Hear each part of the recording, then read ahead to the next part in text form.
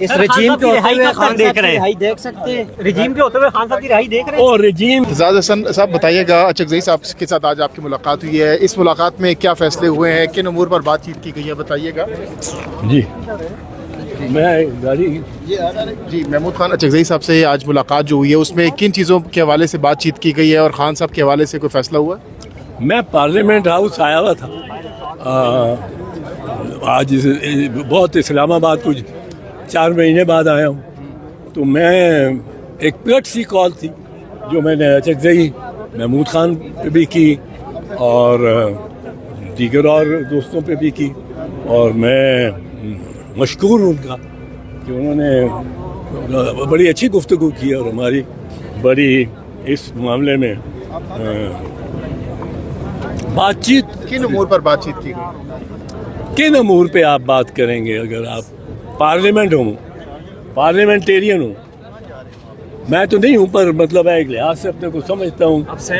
20-23 سال provincial assembly اور پھر اسمبلی پھر سینٹ میں رہا ہوں، تو میں اگر بات چیت کروں گا کسی سینیٹر سے، کسی پارلیمنٹیرین سے، تو میں پارلیمنٹ کی افسردہ حالی، پارلیمنٹ کی ساری اصل صورتحال جو پاکستان میں ہے اس سے لا تعلقی، پارلیمنٹ کی بے بسی اور پارلیمنٹ کی کا واویلا اس پہ ہی کر سکتے. پی ٹی آئی کی قانونی کمیٹی بنی ہے، اس کے آپ رکن بھی ہیں سر، کیا یہ تجویز غور ہے کہ اسلام آباد ہائی کورٹ کی چیف جسٹس کو نرفا کے کیسے سے الگ کیا جائے؟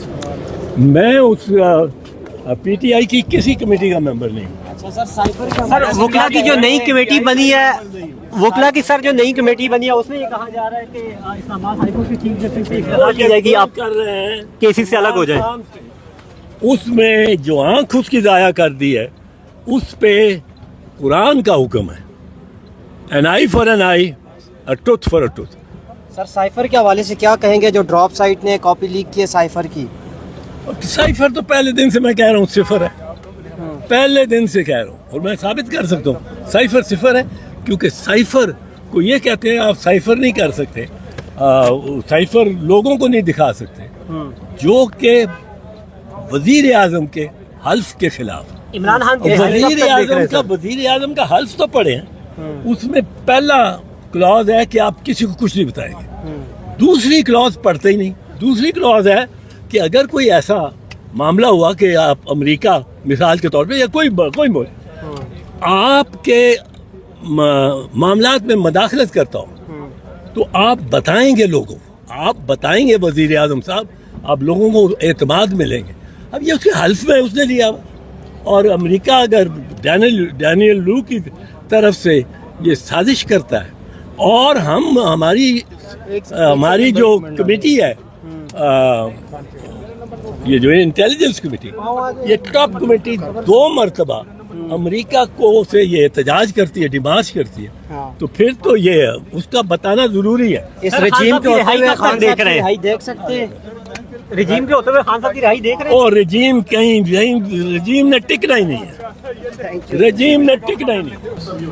ابھی جو یہ سائفر آیا ہے سامنے آ گیا ہے، تو اس کو آپ عدالت میں چیلنج کریں گے یا پھر اس کو جہاں سے یہ آیا ہے وہاں پہ بھی کسی فورم پہ چیلنج کریں گے؟ کیا کرنے جا رہے ہیں؟ دیکھیں عدالت میں تو ہم ہیں، خان صاحب کے خلاف جو جھوٹی سزا ہوئی، شاہ محمود قریشی صاحب کے خلاف ہوئی، وہ معاملہ تو ہے عدالت میں اور وہ چل رہا ہے، اور یہ تمام چیزیں عدالتی عمل میں ہم پیش کریں گے. لیکن آپ جانتے ہیں کہ ہمارے ملک میں عدالتی عمل کی کیا اس وقت حالت ہے.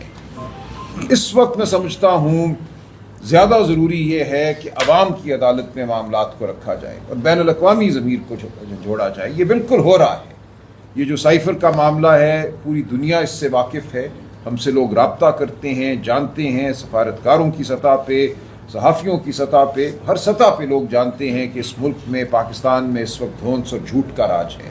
اور یہ جو سائفر کے حوالے سے خبر سامنے آئی ہے، یہ خبر ہے، ایک ویب سائٹ ہے جس پہ یہ معاملہ سامنے آیا ہے. ہم اس کو اسی طرح دیکھتے ہیں کہ ایک ویب سائٹ پہ لگی ایک خبر ہے جس میں نظر یہ آتا ہے کہ سچائی ہے، لیکن اس معاملے کی تحقیق ہونی چاہیے صحافتی سطح پہ بھی، اور میں سمجھتا ہوں بین الاقوامی سطح پہ بھی.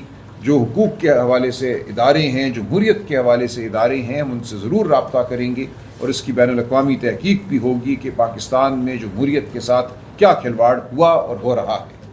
سر یہ بتائیے گا کہ آج ایک سیاسی جماعت نے آئینی عدالت میں پٹیشن دائر کی ہے مہنگائی اور ٹیکسز کے خلاف، جبکہ پی ٹی آئی اپوزیشن ہے اور پی ٹی آئی کی جانب سے ابھی تک عدالتوں میں کوئی پٹیشن مہنگائی کے خلاف یا روڈ پر کوئی پروٹیسٹ نظر نہیں آ رہے۔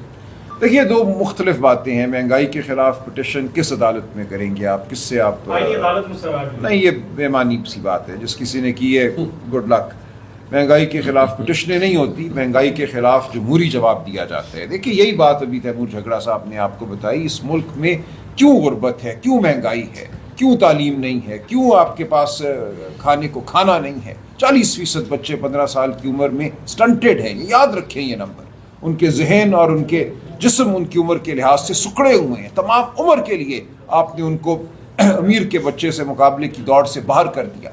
تو یہ معاملات عدالتوں میں پٹیشن دائر کرنے سے نہیں حل ہوتے، یہ معاملات جمہوری عمل کے ذریعے حل ہوتے ہیں۔ ان معاملات کے لیے آپ کو آواز بلند کرنا پڑتی ہے، ہم آواز بلند کرتے ہیں، کرتے رہیں گے، لیکن آپ کے سامنے ہے کہ 20 لوگ بھی کھڑے ہوتے ہیں تو ان کے ساتھ کیا ہوتا ہے، لیکن ہو رہے ہیں لوگ، اور یہ نمبر روز بڑھتا چلا جا رہا ہے۔ لوگوں کو پتہ ہے کہ ان کے پیٹ پر کس نے حملہ کیا ہے، ان کے حقوق پر کس نے حملہ کیا ہے۔ یہ جو ایک خلش ہے، جو غصہ ہے معاشرے میں، ہر روز ہمیں محسوس ہو رہا ہے، اس کا درجہ حرارت بڑھ رہا ہے۔ آپ میں ہمارے بچے، ہمارے دوست خاموش نہیں بیٹھیں گے۔ پاکستان پوری دنیا سے کوئی علیحدہ ملک نہیں ہے، تمام دنیا میں یہ ہوا ہے کہ جب ظلم بڑا ہے، جب خون ٹپکا ہے تو لوگوں نے آواز بھی بلند کی ہے، لوگ باہر بھی نکلے ہیں، یہاں بھی یہ ہوگا۔ ہم چاہتے ہیں اس سے پہلے یہ نظام ہوش کے ناخن لے، پاکستان کے لوگوں کو ان کی جمہوریت، ان کے حقوق، انسانی حقوق لوٹا دیں۔ نہیں لوٹائے گا تو لوگ اپنے فیصلے خود کریں گے۔ سر منگل کو آپ نے اعلان کیا تھا کہ اگر ایک ہفتے تک عمران خان کو شفٹ نہ کیا گیا اسپتال تو اگلا رائے عمل ہوگا۔ آج ایک ہفتہ تقریباً پورا ہونے جا رہا ہے، تو یہ کیا کرنے جا رہے ہیں؟ جی محمود خان اچکزئی صاحب نے ایک میٹنگ آج بلائی ہے، تمام جو ہمارا جو اتحاد ہے اس کے سربراہان کی، آج اس بارے میں بات ہوگی اور انشاءاللہ ہم آگے بڑھیں گے۔ دیکھیں یہ میں بار بار کہتا ہوں کہ یہ جو لوگوں کے ذہن میں ایک بات سما گئی ہے کہ ایک حملہ ہونا چاہیے کسی شہر پہ، کسی چوک پہ، اور اس حملے کے ذریعے خان صاحب آزاد ہو جائیں گے، یہ ایک دن کی بات ہے، ریلیں آئیں گے اور وہ ہو جائے گا۔ ایسا تب ہوتا ہے جب ایک انقلابی صورتحال ہو۔ بار بار ہم یہ کہتے ہیں کہ ایک سیاسی ایونٹ ایک چیز ہے جس میں 10، 20، 40، 50 ہزار لوگ ہوں، اور ایک انقلابی عمل جو پورے ملک میں ایک طوفان کی طرح، ایک سیلاب کی طرح بہا کے لے جائے ہر ظلم کے نظام کو، وہ ایک دوسری بات ہے۔ ہم اس جانب بڑھ رہے ہیں، مجھے یہ ہوتا نظر آ رہا ہے، اور اسی لیے ہم بار بار کہتے ہیں ہوش کے ناخن لو۔